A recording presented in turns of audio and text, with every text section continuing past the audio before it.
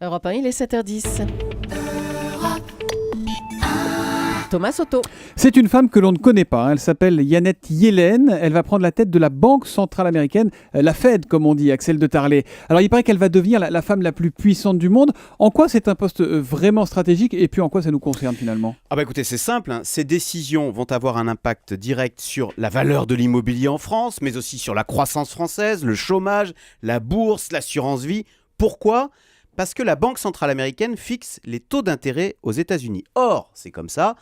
Les taux d'intérêt aux États-Unis ont un impact direct sur les taux d'intérêt en France. Et on vient encore d'en avoir la preuve. Au cours des 6 derniers mois, les taux américains ont remonté de quasiment d'1 point.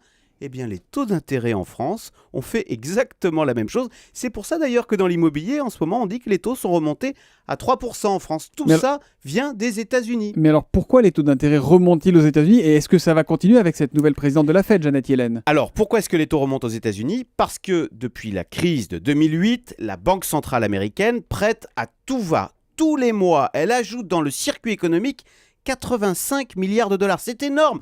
Et d'ailleurs, tout le monde en profite parce que ces dollars américains, ils sont ensuite réinvestis en Chine, au Brésil, en Europe. Or, que s'est-il passé ?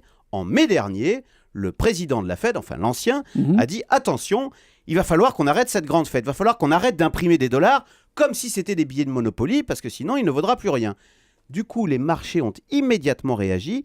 L'argent va être plus rare, on l'a compris. Or, vous le savez, ce qui est rare, évidemment, est cher. D'où la remontée des taux d'intérêt aux États-Unis et dans leur sillage, donc par conséquence, en Europe, en Inde, en Brésil, au Turquie. Et c'est pour ça d'ailleurs que ces deux pays, l'Inde et le Brésil, c'est à cause de ça qu'ils sont en crise depuis 6 mois. Mais alors, que va faire Janet Yellen ? Alors, on a de la chance parce que la nouvelle présidente de la Fed est rangée dans la catégorie des colombes, des douces.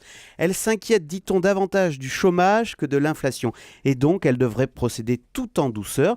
C'est d'ailleurs son mandat qui n'est pas facile. Il va s'agir de refermer en douceur le robinet du crédit américain, car on le voit, les États-Unis, mais le monde entier est comme un drogué qui a été habitué à recevoir sa dose mensuelle de dollars. On dit bien Janet Yellen, c'est ça ? Voilà, c'est comme ça Janet Jackson, Janet. on disait, Janet. donc on va dire Janet Yellen. Janet Yellen, en tout cas, cette nouvelle présidente de la Banque fédérale américaine, tout ce qu'elle fait là-bas va avoir un impact et des conséquences chez nous en France, nous explique ce matin Axel de Tarlé sur Europe 1.